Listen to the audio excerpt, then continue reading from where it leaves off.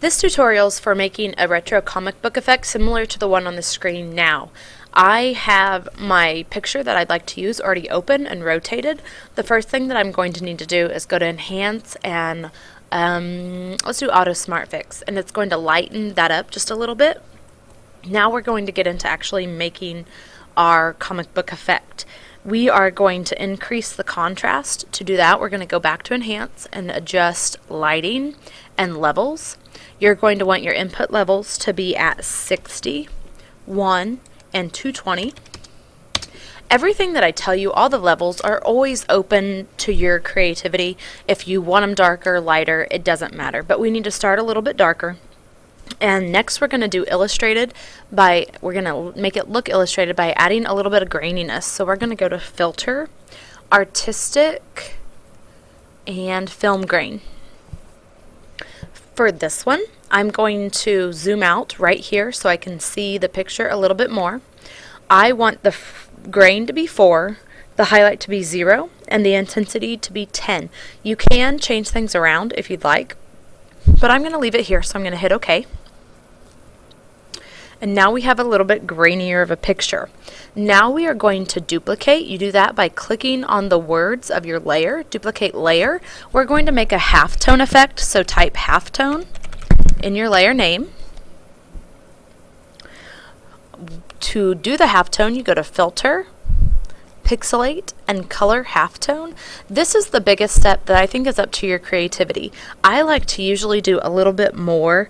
The original tutorial says to leave the max radius at 4. I on mine liked 8. Just go in and play around at what you want. So here I have my halftone.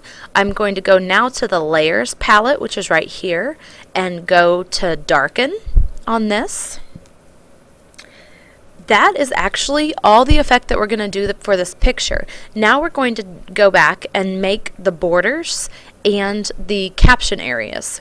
So I found the easiest way to do that is to just make a new layer.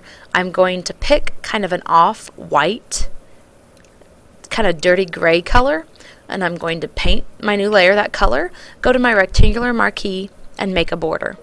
The next steps are really, after I make the square, I'm going to press delete and then Control D to deselect that.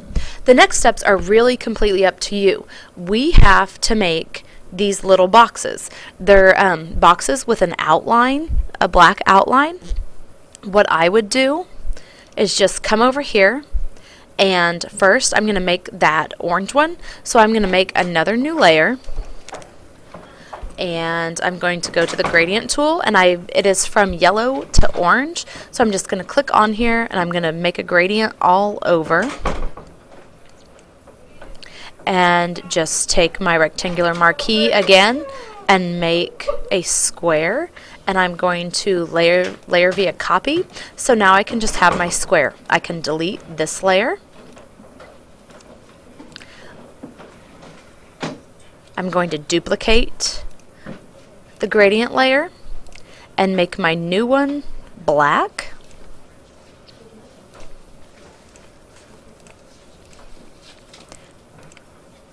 Make it all black. Then I'm going to send it behind and get my move tool and make it just a little bit bigger to make it look like it has a border.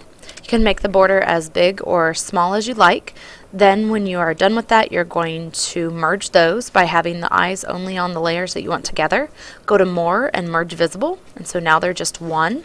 At this point, I would just duplicate this layer and get a white back again, whatever color you want to do,